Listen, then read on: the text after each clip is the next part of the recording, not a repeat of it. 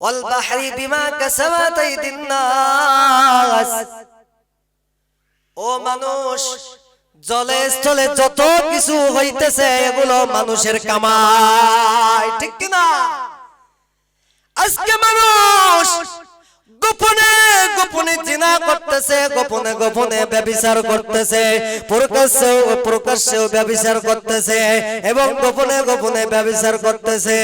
আল্লাহ বলতেছেন, ও বান্দা, আমি তোমাকে ছেড়ে দিছি কিন্তু ছেড়ে দেই নাই। আল্লাহ যদি বান্দাকে বলতো আমি তোমাকে এখনই শেষ করে দিব, কিন্তু আল্লাহ তখনই শেষ করে দিতে পারত। কিন্তু আল্লাহ মায়া করে দয়া করে আমাদেরকে বানাইছেন, আমাদেরকে উত্তম ভাবে সৃষ্টি করেছেন।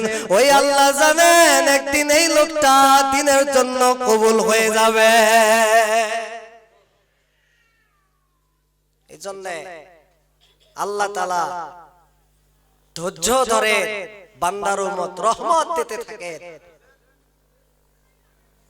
মা সালাকাকুম ফি সাকর। ও বন্ধু, তুই জাহান্নামের ভিতর কেমনে আছস?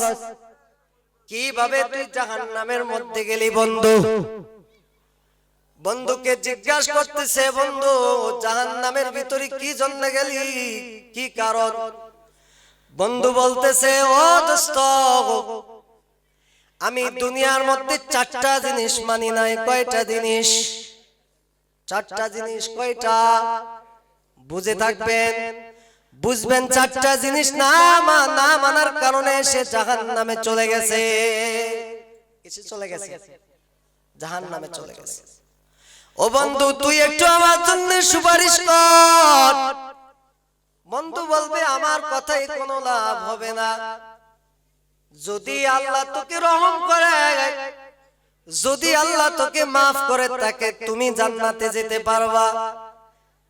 আমার কথাই কোনো লাভ হবে না, আমার কথাই কোনো কিছু হবে না।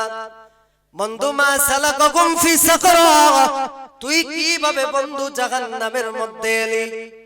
এরপরে বলল, বন্ধু আমি চারটা কারণে আমি জাহান্নামের মধ্যে এসেছি। এক নাম্বার, ক্বালু লাম নাকু মিনাল মুসাল্লিন।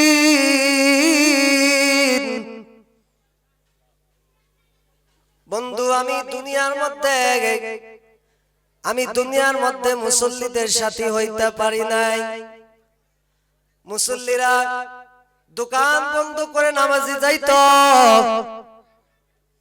আর আমাকে দাওয়াত দিত। কি করত? দাওয়াত দিত। কিন্তু বন্ধু তুই তো আমাকে দাওয়াত দিতি, তুই তো আমাকে আহ্বান করতি। ওমান আহসানু কাওলাম মিম্মান দাআ ইলাল্লাহি ওয়া আমিলা সালিহান ওয়া ক্বালা ইন্নানি মিনাল মুসলিমিন। ওই ব্যক্তির মতন শ্রেষ্ঠ ব্যক্তি হতে পারে না দুনিয়ার মধ্যে যে কল্যাণের জন্য আহ্বান করে, খারাপের জন্য বাধা প্রদান করে। ওই ব্যক্তি আল্লাহর কাছে অনেক প্রিয়, দামি। কথা বলেন ঠিক কিনা? বন্ধু তুই দামি হতে পারলি না। তুই, আমি নামাজে যাইতাম, দোকান বন্ধ করে আমি ব্যবসা করতাম, তোকে দাওয়াত দিতাম, কিন্তু আমার অন্তর্গত তুই হতে পারস নাই। কি হতে পারে না?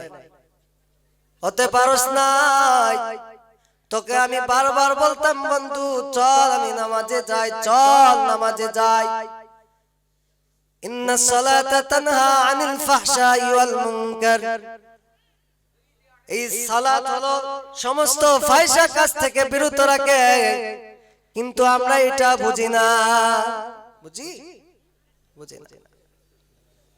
ক্বালু লাম নাকু মিনাল মুসাল্লিন। বন্ধু আমি নামাজ পড়ি নাই, নামাজে অলসতা করতাম। দ্বিতীয় নাম্বার বন্ধুর কাছে বলল, বন্ধু কিসের কারণে তুই জাহান্নামে এলি? দ্বিতীয় নাম্বার কারণ বলবে, ওয়ালাম নাকু নুতি'মুল মিসকিন। আমি মিসকিনদের খাবার দিতাম না। কি দিতাম না? মিসকিনদের খাবার দিতাম না, অহংকার করতাম। গরিবদেরকে নিয়ে আমি তাচ্ছিল্য মনে করতাম। কি করতাম, তাচ্ছিল্য মনে করতাম। এখন যারা ধনী তারা তো যারা নিচু পরিবারের লোক এদেরকে 4 আনার দাম দেয় না, দাম দেয় 4 আনারও দাম দেয় না, এগুলো তুচ্ছ মনে করে। কিন্তু কিয়ামতের দিন ধনীর আগে এই গরিব 500 বছর আগে জান্নাতে যাবে। দেখছেন, ওদেরকে দাঁড়া করে রাখবে। কি করে রাখবে? দাঁড়া করে রাখবে। এজন্য আমরা এই যে গরিবদেরকে আমরা আজকে মূল্যায়ন করি না। যাদের টাকা আছে, পয়সা আছে, তাদের পিছনে দেখবেন হাজার হাজার লোক, হাজার হাজার লোক,